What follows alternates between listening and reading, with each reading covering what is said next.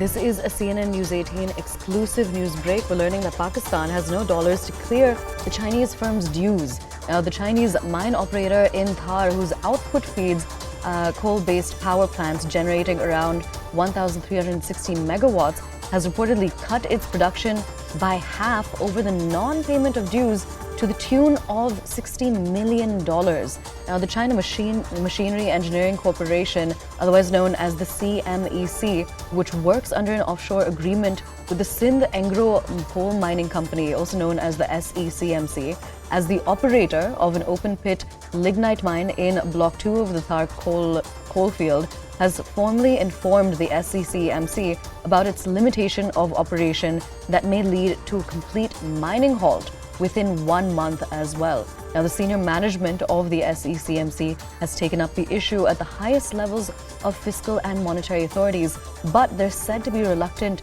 to sign off on the payment in view of a shortage of foreign exchange funds. The SECMC, which is backed by the government of Sindh, owes the Chinese contractor dollar-denominated payments, as we mentioned earlier, to the tune of around $60 million under the Heads of Operation and Maintenance, O&M, as well as engineering, procurement and construction for the second phase of the second block, which achieved commercial operations back in October 2022.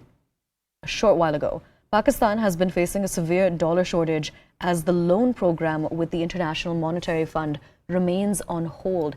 As a result, the government has put in place formal and informal restrictions on the outflow of dollars as a stopgap measure to survive the liquidity crunch. We're crossing over to a foreign affairs correspondent, Abhishek Jha, to get us more details on this. Abhishek, another blow to Pakistan, it seems. Of course, Aishan, the power plant that we are currently talking about is one of the largest power generators in Pakistan. And we know how the deficiency of dollars at the Forex Reserve in Pakistan has forced the government to prioritize where it wants to spend dollars. And clearly, this coal shortage that is going to happen in this plant has been a result of delayed payment to the Chinese company who is responsible for excavating coals and supplying it to the power plant. But now, with the shortage of dollars and prioritizing dollars to be spent in different areas, now it seems that this coal power plant is going to take a hit because of almost 60 million Pakistani rupees is something that is pending, and now Chinese company is refusing to further extend this supply unless until it is paid back all the dues. And this will be again a crisis to already, in Pakistan, which is already dealing with the power shortages.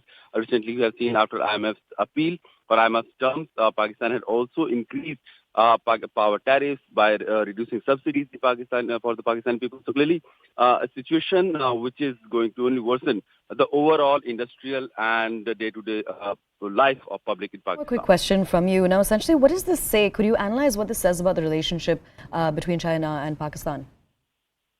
So, clearly, China has been backing Pakistan, but a country or a friend can only support or back you up to this much where their own interests are not hindered or, does not suffer as much.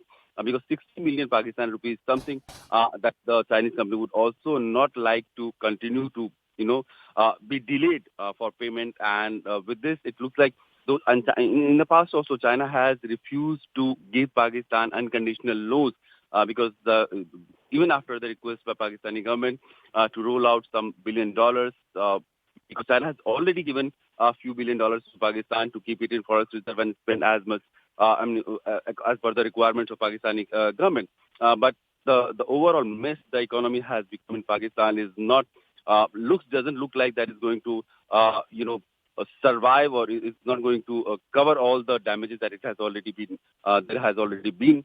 So it looks like Chinese government is also pulling out its support and assistance to the Pakistani government now.